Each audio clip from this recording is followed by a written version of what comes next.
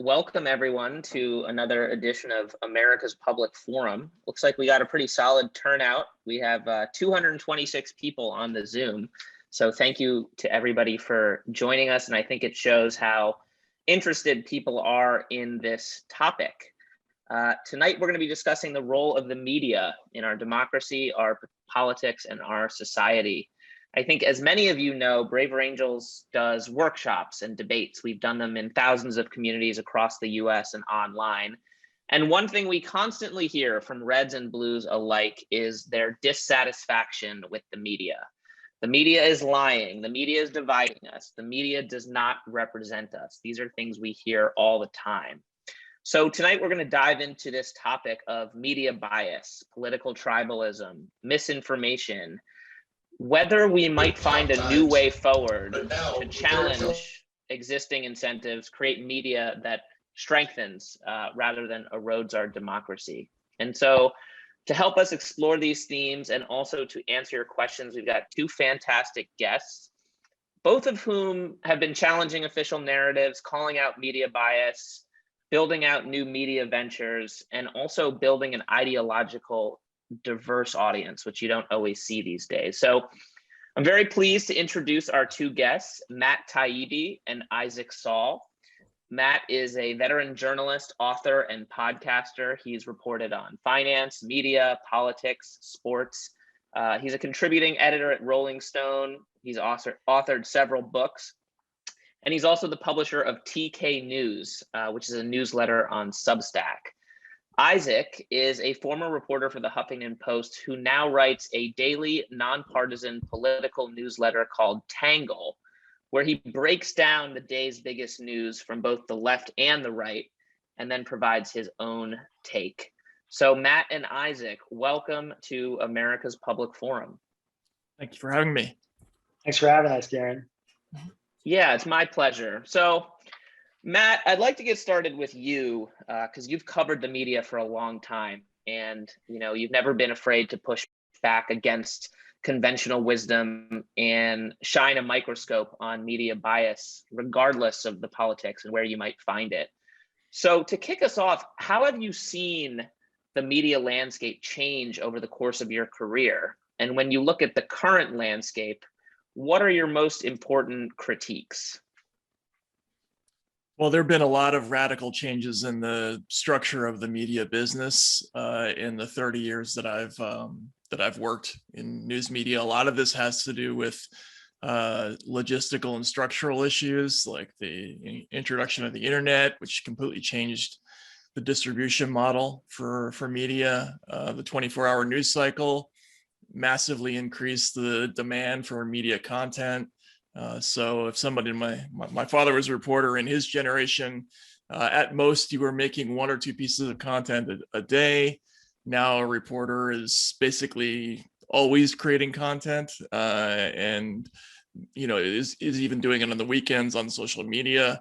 And then there's also the issue of the strategy. I grew up in the era of what we now call the objective style of journalism, which back when we had just three networks, ABC, CBS, NBC, the strategy of the big companies was to go for the entire audience. So they were creating a kind of intentionally inoffensive, politically uncharged broadcast that was designed to be consumed by the entire family. So you're a crazy right-wing uncle and you're, the left-wing kid in the shaved t-shirt who's home from college. They could all sit around and watch Cronkite together. That was the way the news was designed to be consumed.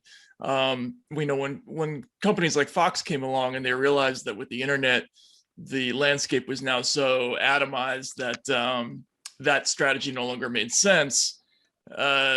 They created a new format, which was based on the idea of, we're going to pick a demographic and we're going to try to dominate it by feeding it news that we know it will like. So that's basically what everybody does now. Fox did it with older, conservative, suburban to rural audiences, but everybody essentially picks their demographic and essentially validates its opinions all day long. And that's how we make money in this business, which is very different from what we did when I first came in to the news, when we didn't really think about those considerations. When I got assigned to do a story, I just went out and covered it as I saw it. I didn't think about who it would offend or how to structure the story to keep the clicks coming. It just wasn't a consideration. Now it is. Now that everybody who's in this business is conscious of it, and I think it's had a incredibly deleterious effect on the national discourse and on reporting itself. So Isaac, how would you respond to that? Because every day you survey the narratives from left and right and sort of break them down for your audience. What are the biases that you see? Are there different characteristics of the bias that you see from the right versus the left? Yeah, I mean, so it's a really tough question. I mean, I think as I've entered this space, I've seen that people who are coming from the right are typically a lot more skeptical of the media than people who are coming from the left. And I think that has a negative impact on both sides in certain ways. My experience has been writing a newsletter that summarizes arguments from the right and arguments from the left, is that people on the left tend to take pretty much anything they read in the New York Times or the Washington Post as an ultimate truth. And people on the right tend to not trust anything they read in those two major traditional newspapers. And that divide on its own is, really at the heart of, I think, what a lot of the problems that we're seeing that, are a result of the dynamic Matt's talking about, which is that people for years now have been fed a lot of the news and the political opinions that are going to make them comfortable, that are going to reinforce beliefs that they have. And so wherever they're getting their news, they're basically coming with a preconceived notion about what that news outlet is going to tell them and whether they can trust it or not. And that sort of, on one side, in my opinion, results in a total lack of skepticism. And on another side, in my opinion, often, related to the mainstream media, brings about so much skepticism that they refuse to accept sometimes things that I think are backed by, strong journalism or a preponderance of evidence. And it's a really difficult time. I mean, I think, the work you guys do is necessary because of that dynamic. Well, and as a quick follow-up, I think one thing you try to do with your newsletter is bridge that divide and build trust with both liberals and conservatives in your audience, which is really hard to do. How have you been able to get both liberals and conservatives to sort of trust you when you are summarizing the arguments put forth by both sides? Yeah, so the big thing for me is that, I say in the newsletter often, and I try and make it as clear as I can when I'm selling my newsletter to people, is that I'm not trying to change anybody's opinion. I'm not even trying to moderate anybody's opinion. I'm just trying to make sure people hear good arguments that they might disagree with.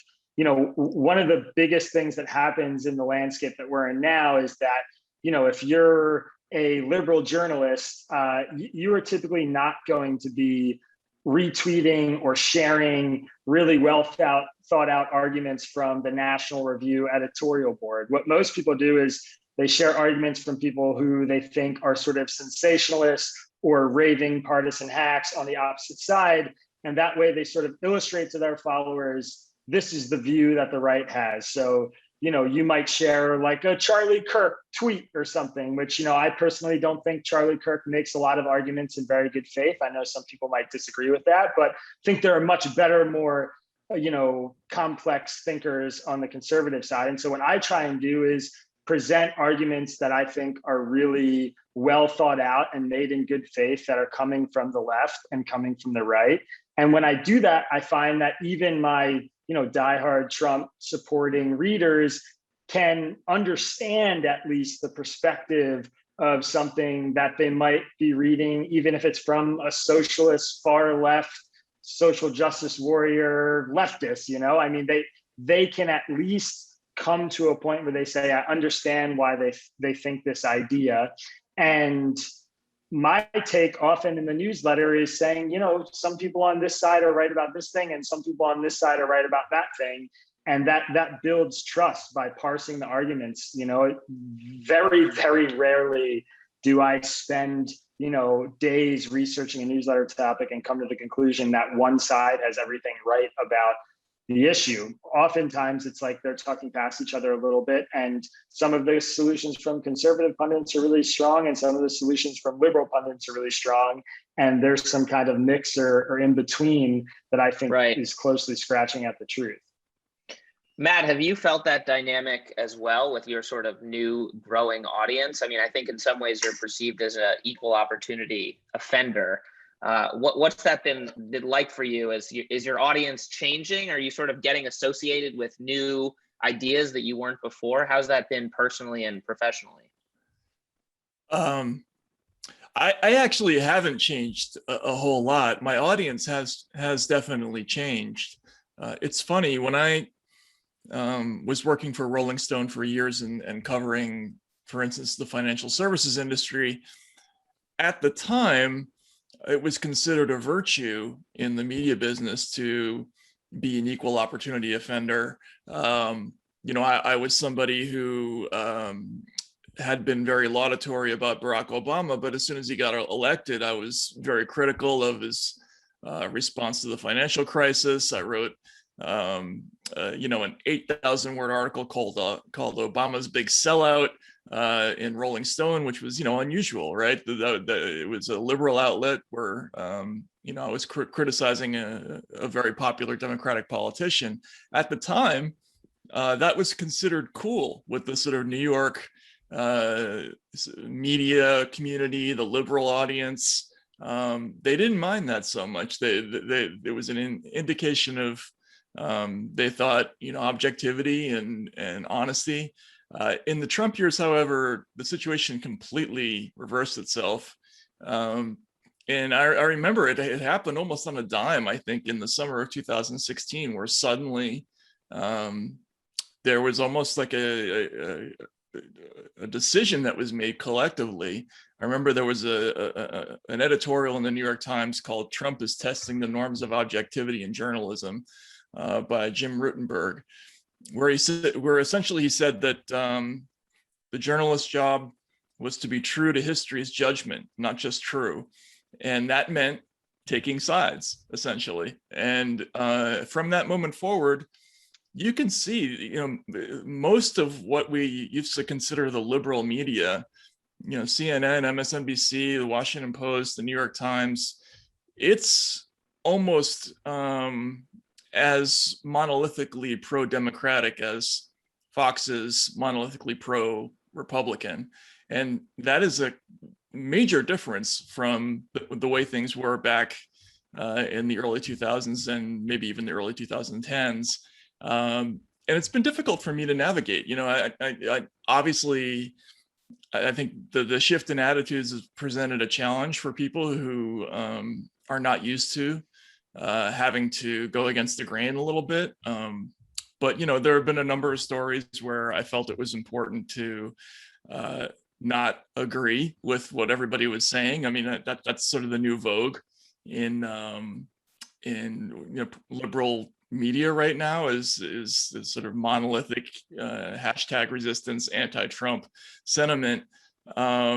If you're not going to be on board with that, you really essentially end up in alternative media now. There just aren't many spaces to be anything but that.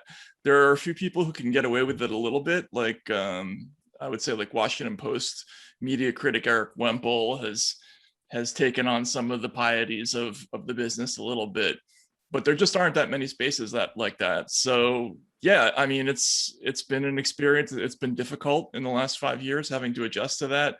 But I will say that at Substack, where I am now, and I'm not alone in discovering this, my audience is significantly bigger than it ever was before, in a way that's really surprising. And it's not monolithic at all. It's people of all different political persuasions. conservative, independent, old, young. It's just really interesting, and very different from what I was used to in the kind of conventional commercial media. Right, and I imagine during the Trump era, it was some of your writing on, quote unquote, Russiagate in particular that attracted the ire of, Democrats and folks who were fighting Trump. Can you just talk a little bit about that for some folks who might not be really aware of the story from a media bias perspective? Yeah. So part of my background is I lived for 10 years, actually 11 years in the former Soviet Union. I spoke Russian. I used to write for Russian newspapers as well. So I was interested in the topic, and right from the start, there were elements of the way the Russiagate story that was being reported that kind of set off my spider sense a little bit. That just as a reporter felt wrong to me. There were way too many anonymous sources, way too many unconfirmable reports. There were types of stories that I'd encountered in the financial services industry. For instance, the Steele dossier story reminds me of stories that I'd seen with short sellers, where they would commission a report about a company they had bet against, and they would get it in the hands of the FBI or the SEC or some other kind of federal investigator, leak the news to a newspaper, and then the headline the next day would be, X company is under investigation. The truth of it didn't really matter. What mattered was the journey of that report, the journey of the allegations, who took possession of the allegations. That was very similar to a lot of what was going on in Russiagate. A lot of the underlying accusations turned out to be either unfounded or unprovable, but there was a ton of these stories that involved, the FBI director taking possession of a report or handing it to Trump, or something being leaked to the news media. And that made me start to wonder about the sort of underlying provability and verifiability of that material. And it was very, I would say, distressing to find that a lot of my colleagues were just sort of disinterested in that topic, in a way that was completely opposite to how they responded to the WMD episode, which was, I think, a very similar story about unconfirmed reports and the same kinds of stories. Back then we were really interested, were there WMDs or not. It mattered whether that was true.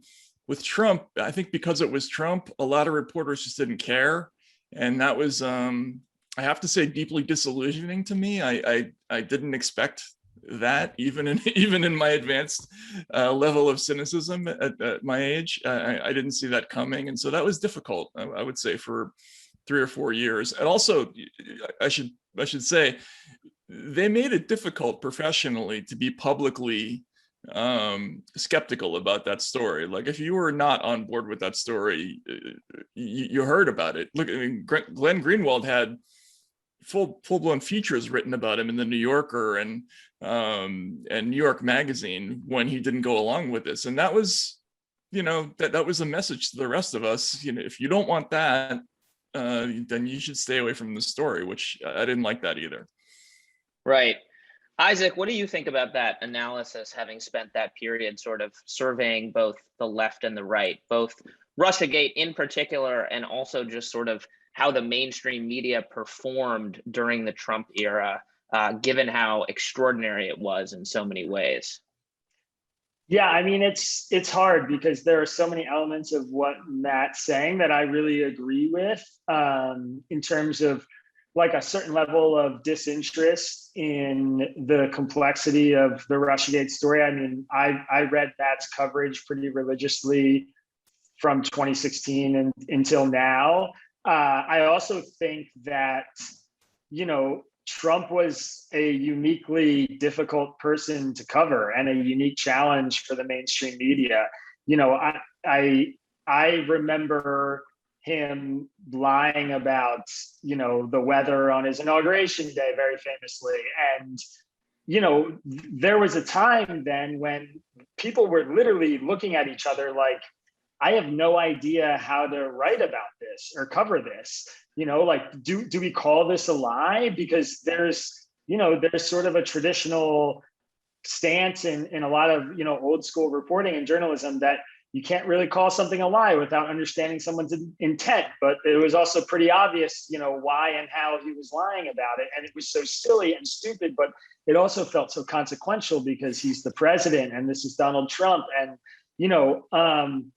so I guess I'm more empathetic to some of the failures and the shortcomings of the media because I personally felt like it was a huge challenge to cover Trump. I think there are things that Donald Trump did as a president that were good for the country. I think Donald Trump as a person, we did not give him nearly enough credit for how smart and manipulative and good at the media and, brash and confident and in touch with the country's mood he was. I think all of those things are true.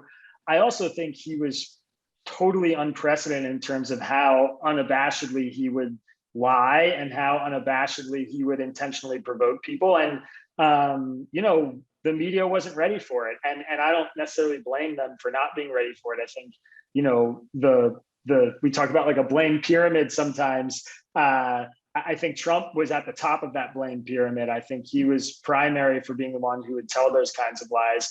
And the Russia story, again, it's difficult for me. I mean, Matt's right. A lot of those things that a lot of the coverage was so absurd, Russia shutting down power plants in Vermont or something, like these stories that just turned out to be unequivocal nonsense.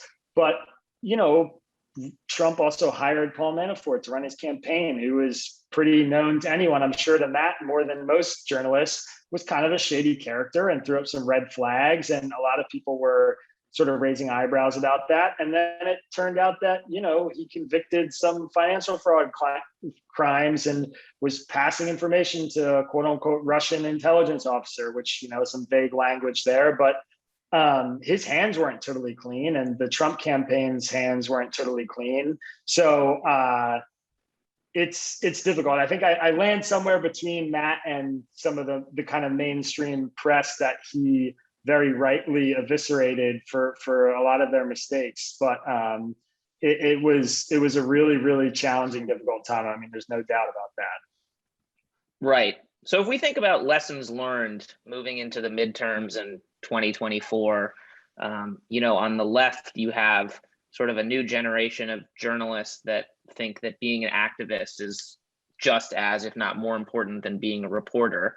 And then you have the possibility that Donald Trump is going to run again on a platform of a false argument that the election was stolen from him.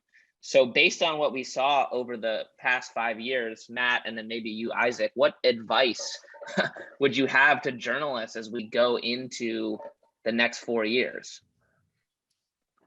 Well, I think reporters made a major tactical mistake with Trump. This argument, I think the best shorthand for what you're talking about is Wesley Lowery's idea of moral clarity, right? This idea that journalists can't have this old school view from nowhere, objective voice, not take a stand, not take a position. You have to stand up for something in a moment as serious as a potential Trump presidency. The problem with that, from my point of view, is, and Russiagate was just an example of this. Is that I noticed that so reporters ended up committing themselves to only telling one side of the story, and they would often sort of needlessly shade things in a certain direction, or not give credit to Trump for something that he had done that was true, or sort of over accuse him of something when it wasn't necessary. And as a result of that, you just sort of lose confidence generally. I mean, I think with Trump, the key with him, and I agree with Isaac, he's extremely difficult to cover. Like, this is somebody who's got double and triple meanings every time he opens his mouth, and he doesn't even know what he's talking about half the time. It's not clear whether he was trying to win or not. Is he doing this on purpose? Is this an Andy Kaufman act? What's going on in his head? You have no idea with this guy. However, you have to try to do things like explain why people vote for him, right? Like, and what I saw with the liberal press or my erstwhile colleagues is that they just settled on one explanation. Trump was a racist and a white supremacist. They didn't want to hear anything beyond that. And that was part of the picture. I think race was clearly part of what was going on with Trump's support. But there were a million other things that were contributing to the success of his campaign, ranging from the completely random, like I met old women who would say things like, "Oh, I just love his television show," there was that, to people who liked him in WrestleMania, to people who thought he was a legitimate sort of fish-shaking populist who was going to bring down NATO, to people who had resentments about NAFTA, to all kinds of things. There were a million reasons. If you just accurately report on all that stuff and accurately report on who the guy is, you're going to have credibility with your audience, and you're going to have the ability to convince people when it really, really matters. If you just take a position that this is a bad guy and everything he does is evil, you've lost. Like, you no longer are going to have an ear with your audience, and I think that's self-defeating. It also you end up sacrificing the one thing that journalists have, which is the reason that they're respected is because of the perception of their separateness from politics. It's this idea that we are not partisans, we're not Democrats or Republicans. Our judgment matters because we're impartial, to the whole scene. And when people perceive us as something that's not that, they just tune us out. They just see us as politicians, and I think that was a mistake that we made. Our job is to call things as we see them, and it's the public's job to choose. And we got too wrapped up in choosing for people, I think. Right. Well, as a quick follow-up, I mean, I hear from you a lot of pretty searing and often compelling critiques of mainstream media and the left, but I'm curious also about conservative media. Is there like a soft bigotry of low expectations here, or Totally. Are you just taking it as a given that the conservative media is hopelessly biased, and that's not why you're critiquing them as much? It's almost like there's a disappointment when you're talking about the media on the left, but I'm curious how that fits in, because that's very influential as well. Well, I never had any expectations from Fox or channels like that. For years, I saw them as essentially an arm of the Republican Party and did not take them seriously. The irony of the Trump years is that somewhat involuntarily, I think they were kind of thrown into disarray and forced to do some actual reporting, because for a while, I remember Fox didn't know which side of the Trump situation it was going to land on. It was initially sort of hostile to Trump's candidacy, at least partially. Then there was this moment where after the Megyn Kelly debate, they kind of came around to public sentiment. They backed him. Then after the election in 2020, they again sort of took stands against him. You had episodes like Tucker Carlson demanding evidence, of Trump's lawyer for the election fraud, which cost them market share. I mean, they lost a significant amount of audience in November and December of last year to OAN and Newsmax, which was totally unlike anything you would have normally seen from Fox. So yes, I had low expectations for conservative media generally, but what I've observed in the last 4 years is that they've actually started to do some interesting reporting on that side of the aisle, and I think there are a lot of people in liberal media who kind of grew up in this ecosystem like me, who maybe aren't giving it enough credit because they grew up with a certain image of what that kind of media is, but it's changed, in my opinion. I think it's different from what it was. Well, similar question to you, Isaac, about moving forward and what your advice would be to reporters, because I think, as I mentioned, you've done sort of the hard work of building audience and building trust through thoughtful, accurate engagement with the other side, right? Like actually parsing what they're saying and engaging with it rather than taking the most extreme voice and then ascribing it to everyone who is on that side. How would you sort of package that? How can reporters do that when the incentives are so aligned against them? They can build a much quicker audience by just feeding, hate and outrage. Well, I guess in sort of a cheeky way, I would say leave wherever you're working and start your own independent media outlet. Honestly, because I certainly wasn't able to do it until I did that.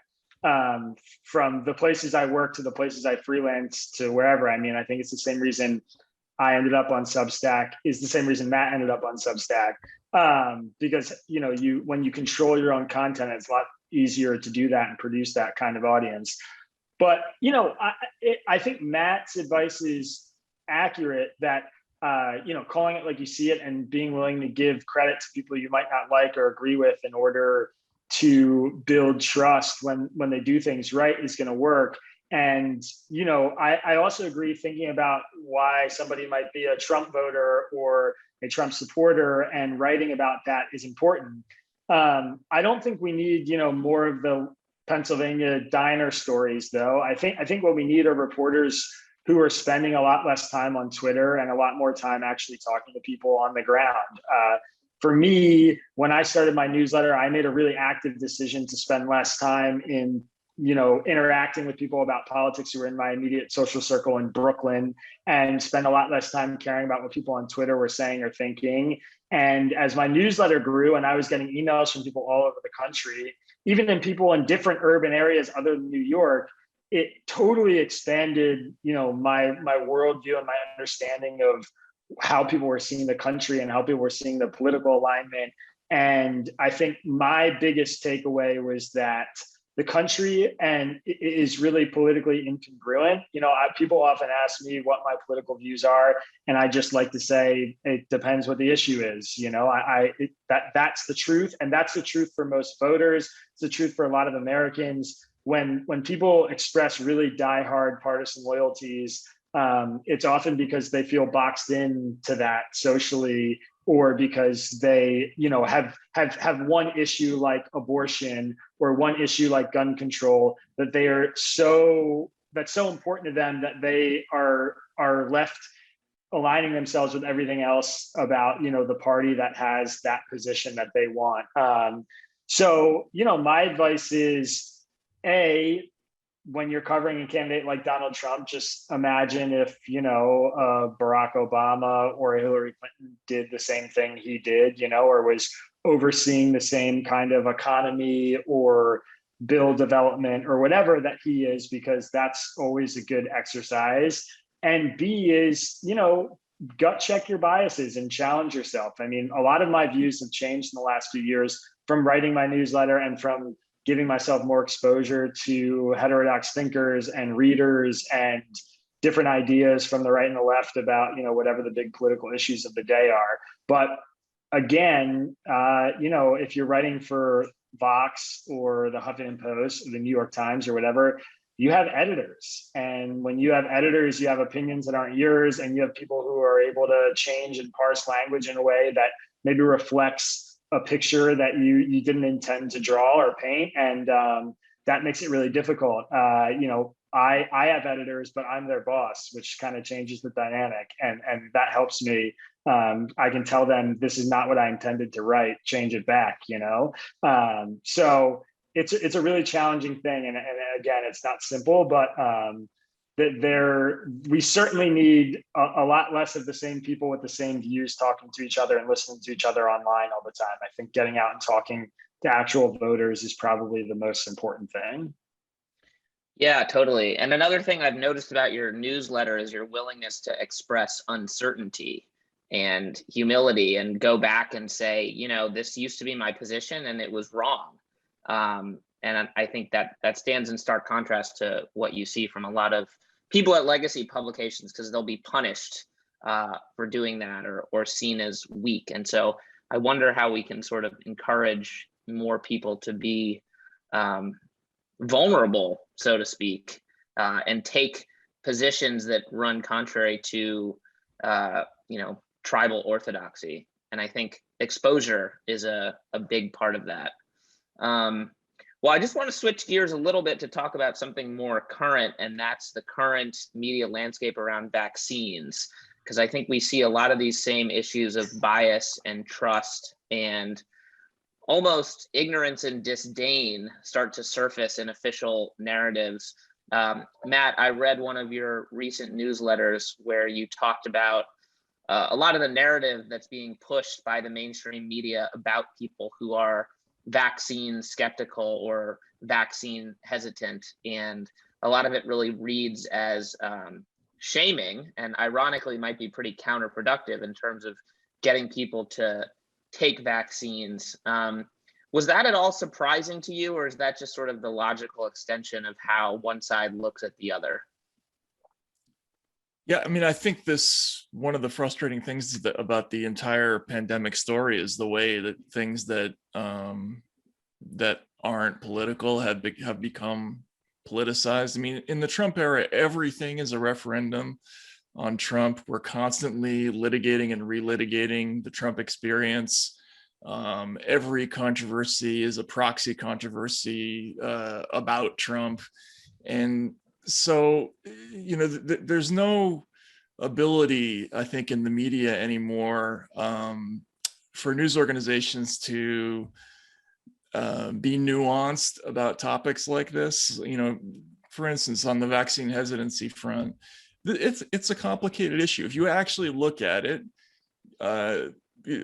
yes, the poll results will show that there are more Republicans, people who identify as Republicans, who say that they will not get the shot than there are Democrats or independents, although the number of independents is pretty close to the number of Republicans. However, there are other things that are also significant determiners there. I think income is the biggest one, right? Like if you look in terms of education level and the amount of money that people make, where geographically they live. Do they live in a poor area or a well-to-do suburb? Those things also tend to be definitive when it comes to predicting who's going to be accepting of the vaccine and who isn't. And you wouldn't think of shaming people for not taking the shot if it was just poor people, or if it was minorities, or if it was some other group, or the religious, or somewhere along those lines. It's that instinct is reserved for this one particular community, because again, this is part of a long-running story about the war between Trump supporters and Trump antagonists. When really the story should be about the national effort to beat back this incredible, unprecedented pandemic. By any objective standard, the progress that we've made already has been extraordinary. Over 340 million doses administered. 70% of the country has had at least one dose. Which is just three, that was Biden's goal for July 4th. He was off by 3%. These are incredible numbers in a normal time period where we weren't at each other's throats in the way we reflexively are now. I think you would see the news media constantly hyping, the heroism of frontline workers, the ingenuity of the doctors. That would be the lead story on this phenomenon, the fact that we're so close to getting this disease in retreat. Instead, it's just the latest mania in a series of manias about this cultural war, and it doesn't need to be. I mean, I think if they reported it differently, they would have more success in getting people who are hesitant to get the vaccine to actually get it. And B, I think it would be, a more accurate representation of what the last year has been all about. It's an amazing story. It's a vaccine that was developed by Donald Trump, Operation Warp Speed, implemented by the Biden administration in the most dysfunctional possible political environment. This all worked pretty well. Obviously there are problems, but the fact that that's not the story is an indication of how screwed up our media environment is, that we cannot get away from the war aspect of this long enough to do that is kind of incredible. Yeah, I think that's well put. Well, before we move to questions and answers, the last thing I want to talk about is the role of the tech platforms and social media in terms of media bias and misinformation. Starting with you, Isaac, what role do you think these platforms have to play in policing content, and how should they make those decisions? Before I answer that question, I just want to make one more point to what Matt said about the vaccines that I think is really important, because it connects to something he said earlier, which is, there was so little opportunity or so few moments during the Donald Trump presidency where members of the liberal press and the mainstream press praised him or praised things he did or heralded achievements he had as a president. And that includes the vaccine development. And we see now sort of an unintended consequence of that, which is that they were so critical at the time. I mean, when Operation Warp Speed was happening, the only story was whether Trump's rushing the vaccine or not, and whether this thing's getting pushed through before it's ready. And I bet my bottom dollar that if it were a different president, like President Barack Obama, the story would have been, the amazing red tape cutting and the science and how unbelievable this whole achievement was. And then the moment Biden got in office, there was this huge pivot into everybody has to take the vaccine or we're screwed, and we all need to get on board. And there was this really ripe audience for the science and the understanding of why we should be taking the vaccine, that instead we're being told their president's greatest achievement arguably was rushed and dangerous and all these things. And now, like a light switch, they're being told that they need to take it, and then when they don't immediately hop on board, they're being blamed for the virus spreading across the country. And so, I think that's really reflective of some of the issues out there. Related to the tech platforms, and to answer that question more directly, I mean, I have written pretty extensively about this in my newsletter, but I think there are extremely rare and limited cases where tech platforms should be throttling information or slowing its spread. And I think the reasons for that are, have become increasingly evident just in the last few months. Probably the most notorious example, and the one we should all take to heart, is the Wuhan lab leak theory, which was basically censored by some of the major social media platforms early on and was labeled a conspiracy theory by editors of the Washington Post.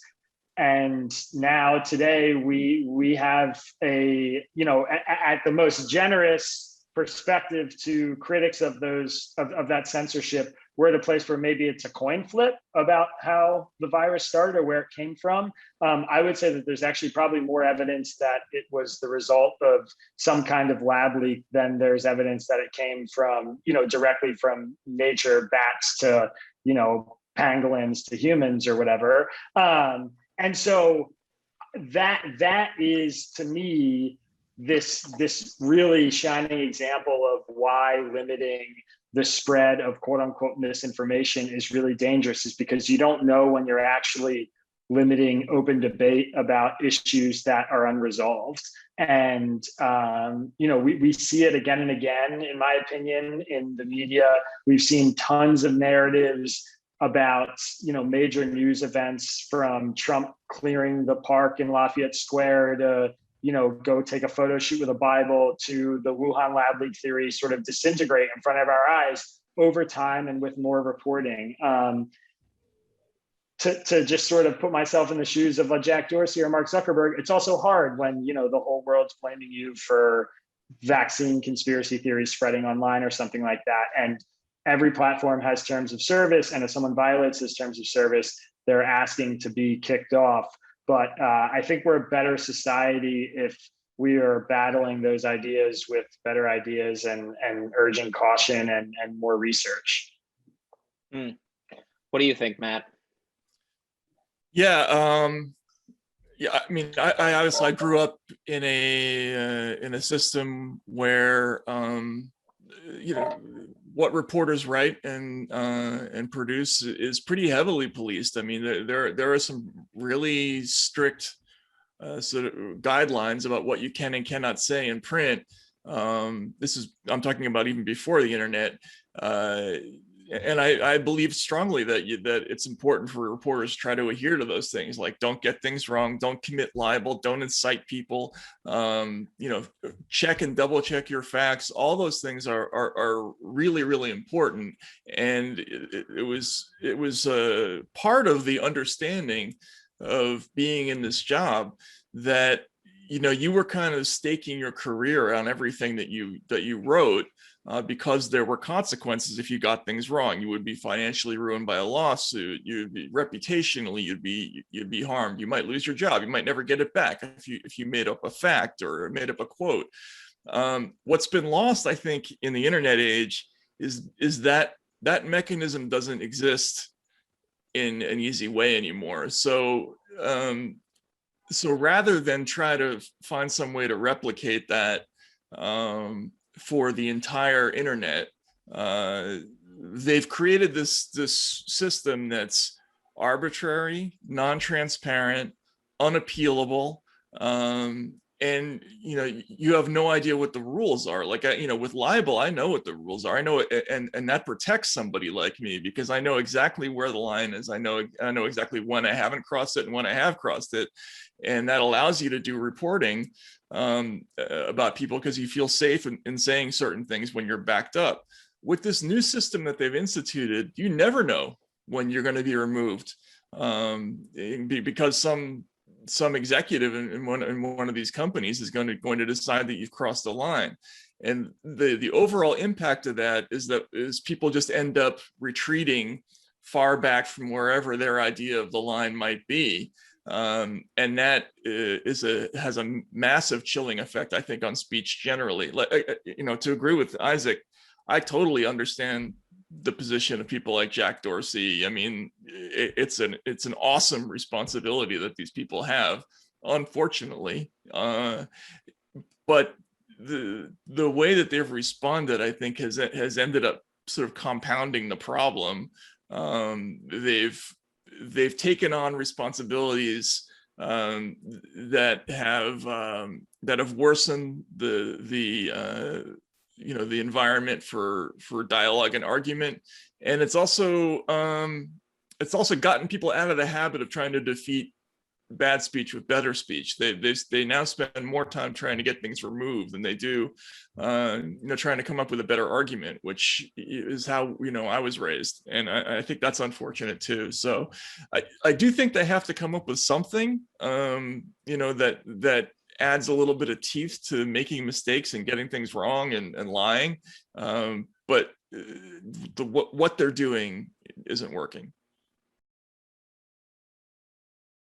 Let's open things up to Q&A because I imagine folks have a lot of questions for the speakers. Had a few people chatting me, so I'm just going to call on people and then you can unmute yourself and ask your question. So first up, we have a question from Damian Rinaldi. Damian, you want to go ahead and unmute and ask your question? If not, I can just read it. He asked, please consider asking the two speakers what their advice is for consumers of media. What do we do when media is so clearly operating with a mission? Isaac, why don't you take that, and then Matt, jump in if you want to add anything. Go subscribe to Tangle, read tangle.com. Look, I think, first of all, the golden rule is like, wait and see. You don't have to get it right and post about it on your Facebook page in the first 5 minutes that a story comes out. That's a rule for journalists. I think it's a rule for consumers too. You're not going to get the best information about a story in the first hour after you hear about it. And I think, in all seriousness, part of the reason why I created Tangle is because I want to make it easier for people to do what I think you should be doing, which is, if you read the New York Times and you read a story in the New York Times, the moment you're done it, you should open up wallstreetjournal.com and go read it there, because both newspapers have really great reporters who are experienced and well paid with great editors, and they can cover the exact same event and the stories will read entirely different. I do that every day. It's a fascinating exercise, and it kind of illuminates A, some of the issues that we have in media, and B, how, no matter how objective and no matter how much a reporter or an editor or a newsroom tries in good faith to cover an issue, they're going to have different sources. They're going to come at it with different base perspectives, and you're never really going to understand it if you're just getting your news from, a few select places. So I would broaden those spaces that you're getting the news from. I would stop watching TV and stop reading news on Facebook too. Those would be my last two pieces of advice. I don't necessarily think talk radio is the best place to get your news either, but I think you'll get more heterodox thinkers on podcasts and talk radio, more interesting thinkers. And I think generally you should be doing your best to read your news from actual news organizations, and not the television kind. Mm. Matt, what about you? Any advice for news consumers and those who want to be more news literate and circumspect? I think Isaac said a lot of what I agree with. In fact, Tangle, interestingly enough, sort of approximates how I approached reading the news, which is, I think you have to go out of your way to familiarize yourself with the arguments that are being made, sort of across the spectrum. So there are people who, they only read the New York Times and the Washington Post, and they don't know what's going on, in the New York Post, the Wall Street Journal, and all these other papers. I think you have to force yourself to know what those arguments are, because what's being left out of the reporting. The other thing is, it's easier than ever to get to sort of the root sources. So if you, rather than reading a story about a bill that's being passed in Congress, you can read the congressional reports, you can go into the congressional record and watch the hearings if you want. You don't have to go through the middleman of a reporter anymore. But I think the biggest piece of advice is, don't fall into the trap of letting the news business tell you, create in you this idea that you need to be following every single thing that happens, because, it's just not, there's no way that people can, in a healthy way, stay on top of everything that's going on. There's a reason why I think people were happier when there was only one newscast a day. And I remember talking to a guy who ran the Dallas Morning News in the 70s, and he was I think that was the paper, and he was saying, that once upon a time you could just read the news, right? You would start a newspaper and finish it, and you would be done, and there'd be nothing else to go from there. That doesn't happen anymore. There's always more, and people are happier when they read less news. I mean, you have to be informed to a certain degree, but there's only so much that you can know and that is useful to know. So create an individualized news experience for yourself, but make it succinct and not overwhelming. And just as a reminder to our audience, if you have a question, you can chat it to Elizabeth, and she can pass them on to me. Next up, we have a question from Randy Leoz. Randy, you can unmute yourself and ask your question. Hey guys, so in the current media environment, as you pointed out, there's incredible power that lies with people like Dorsey and Zuckerberg to deplatform people and just make really consequential decisions. And I was wondering, in that environment, do you folks think that that Facebook and platforms like it should be treated as a public utility, so their leaders can't make those decisions that have those hugely consequential effects on the world? You want to take that one, Isaac? Or? Yeah, sure. I mean, my short answer is no, I don't. I think that my position, I guess, is best described as, I think Mark Zuckerberg created Facebook and built the platform, and he has a right to, create rules for that platform and hire a team to try and enforce those rules. I think that's okay. To me, Zuckerberg's actions are not decided by that team. They're not even decided by, the outside counsel and the legal counsel that he hires. They're decided by us. They're decided by users. If Facebook gets to a place where it's censoring people and the usership of Facebook says, this isn't okay, we're going to leave, they're going to change what they do. The issue, I think one of the failings of conservatives and sort of like the cultural conservatives who have had major objections to some of the things Facebook does is that they haven't actually followed through on any of those threats. There's lots of studies to show that, people say they're going to leave Facebook or they're going to stop using it, they're going to delete their account, they're going to move over to Parler, and then they never do. And history shows that Zuckerberg, Dorsey, all of those major executives are actually, they're not impervious to public pressure. I think building a society that values traditional liberalism and that demands publishers and platforms like that are leaving, the debate open for the users is more critical than getting the government's hand in defining, whether they're a public utility or not. Because to me, whether Facebook is or is not so much the issue. It's what's the next Facebook going to be, and how is it going to be built with the knowledge that one day it could be turned into a public utility, and what does that do to the ecosystem and the country and the psyche of the citizens who are now relying on some kind of government intervention in order to categorize a company like Facebook as a public utility to enforce certain rules. All of it just feels really icky to me.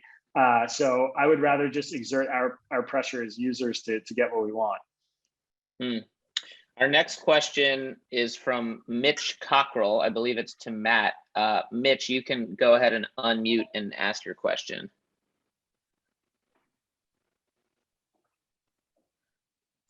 Well, I don't know if Mitch is still here, but his question is, do we need to return to the fairness doctrine, which was rescinded in 1987? I believe that without it, broadcasters are permitted to say anything they want about any topic they want without fear of losing their incredibly valuable licenses. Yeah, I don't know if that's exactly a perfect description of the fairness doctrine. People, I think, often misunderstand the fairness doctrine as being a requirement that within a broadcast that you give equal time to different points of view. As I understand it, the fairness doctrine just required that stations give some time to alternative points of view, which I think had an overall probably a net positive impact on the industry.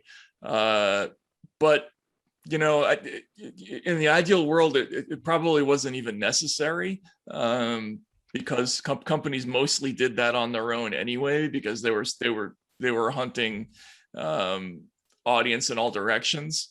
The problem that we have now is the thing that I was talking about before, which is the tendency of media companies to become very homogenous in their approach to creating content.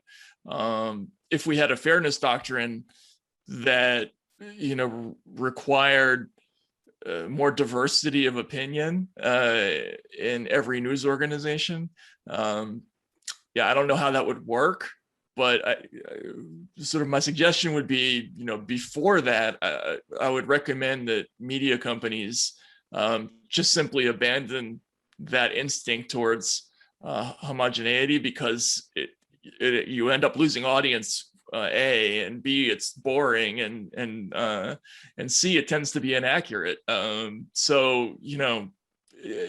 I think people I understand why people miss the fairness doctrine, but I think they also overrate it a little bit. We have another question from Joy Mayer about local news. Joy, if you're there, you can unmute. Hi, thanks. I'm really interested in how, when we talk about media bias, we tend to be focused on national political coverage, which I know is a big focus of Braver Angels, and there's lots to pick apart there. I wonder if you guys have thoughts to share about whether, Matt said earlier that he thinks it's hard to find something, I'm paraphrasing, but something like it's hard to find journalists these days who aren't going out with a specific agenda or slant to their work. And I wonder if you think that's also true when you look at coverage of local issues and local news organizations specifically. Yeah, I'll just say quickly, local news is a completely different animal from national news coverage. They have very different financial incentives. So they don't have the same pressure to try to do that sort of audience optimization model of making money, right?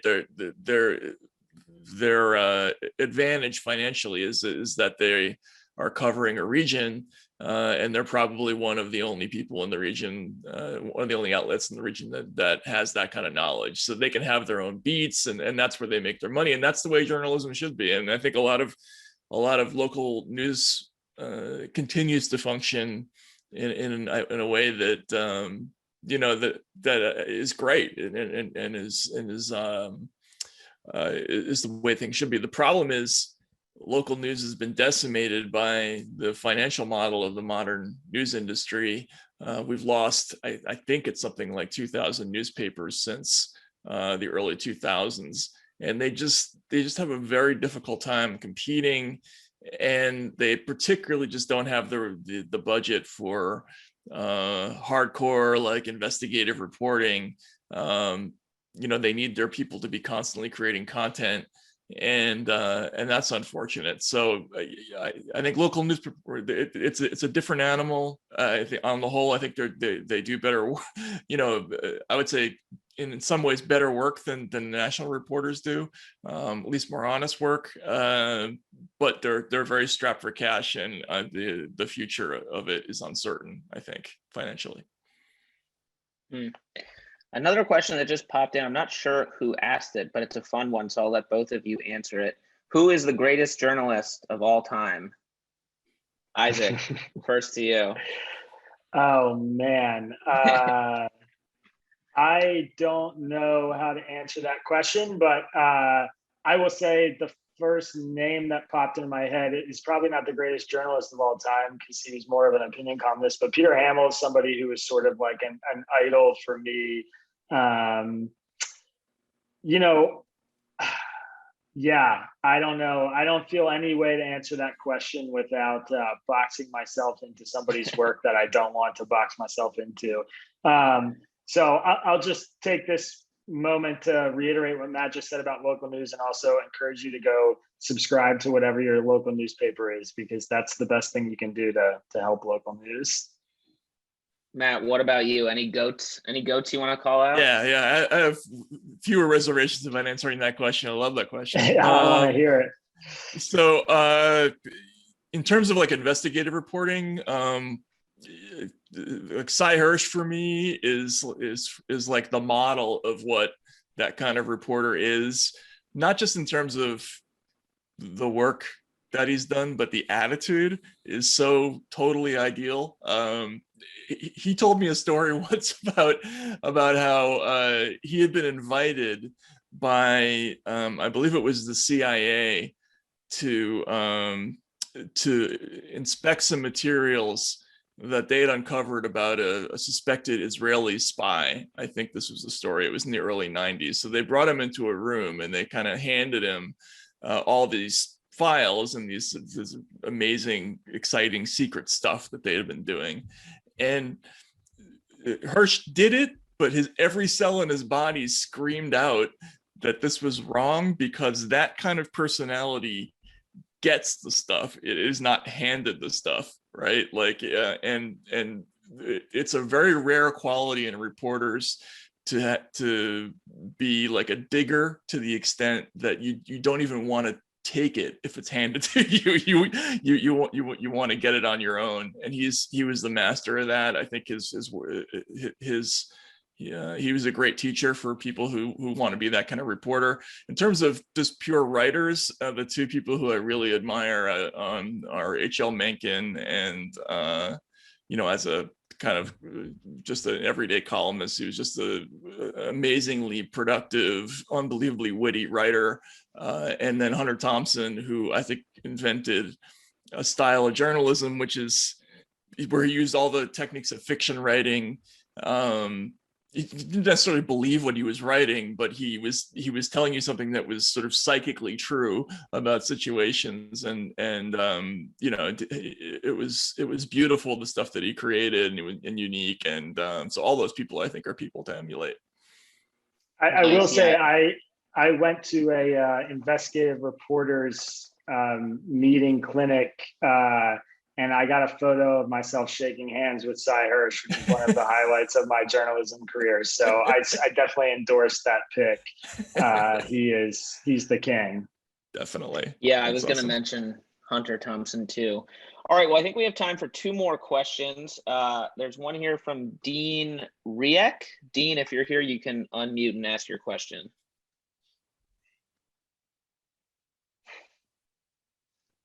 Dean's question is, how does the news industry correct their current problems with bias? Will they eventually have their own come to Jesus moment, or will new media organizations focused on unbiased news have to enter the market and apply financial pressure to force change? I think it's happening right now. I think we're witnessing the shift. I think, the success of independent writers is a wake-up call. I think the post-Trump slump that everybody's been talking about in the media world, where the New York Times, the Washington Post, Fox News, MSNBC, CNN are all watching their ratings and their page views and all these things crash. They are realizing that they sort of had a one-trick pony in either direction, and that's not going to be a sustainable model forever. I really sincerely hope that the market continues to move in the direction that it's moving now. I think I found out about Braver Angels because there are so many organizations sort of in this new ecosystem of people trying to bridge a certain political divide, or flatten these really, really bizarre partisan rifts that don't need to exist. And I think that's going to continue to happen, and that we're actually watching the shift happen right now. Cool. And last question is from Tom Hodson. Tom, you can unmute if you're there. Sure. Is there a positive role AI might play in reducing bias and noise in journalism? Wow. AI. Okay, in what way? Algorithmically, obviously, there have been companies that have, like Upworthy, that have used AI to create headlines, or to decide on different types of subject matter that they think will be clicked on more. And then there's obviously algorithmic censorship, but in terms of producing the content, yeah, I'm a pretty strong believer in the human being on that front. I don't know. I mean, Isaac, what do you think on that? Yeah, I'm hesitant to pass anything over to a machine that involves journalism, mainly because I want to keep my job. Yeah, that too. So I guess I'm biased in that way, but I've seen. I will say I can plug a partners of my newsletter called Ground News, and they have an algorithm that basically scours the internet for coverage of specific stories, and then tells you, how many sort of right-rated news outlets and how many left-rated news outlets are covering this one story. And something like that, I think, is a good tool to understand, what conservatives are reading and what liberals are reading. But the moment you get to any kind of, exacting some kind of truth or reality from a certain issue, it gets a little scary for me. Yeah, I also think the ease with which reporters now can see the metrics on their stories, I'm not entirely sure that's a positive because in the old days, and I hate being the person who says that, but you would do your work, you would do your story, you would put it out, and it would have the impact it would have, and you would think about it, but you wouldn't be hyper analyzing some kind of numerical result, which I think ends up having an impact on the subject matter that people choose, like the word choice that they choose. They know, like, to the nth degree how many readers they lose when they mention one thing versus how many readers they gain when they mention another thing. I think all that stuff can be very, very negative because you end up chasing what's essentially a financial formula as opposed to a literary formula or a journalistic formula. Well, this concludes the Q&A session. Before we wrap up, I figured I'd give each of you just a chance if you want to issue any parting words to our audience and to the Braver Angels audience more broadly. Folks who are here tonight because they care about our democracy and they care about our media and they want to be citizens who take action.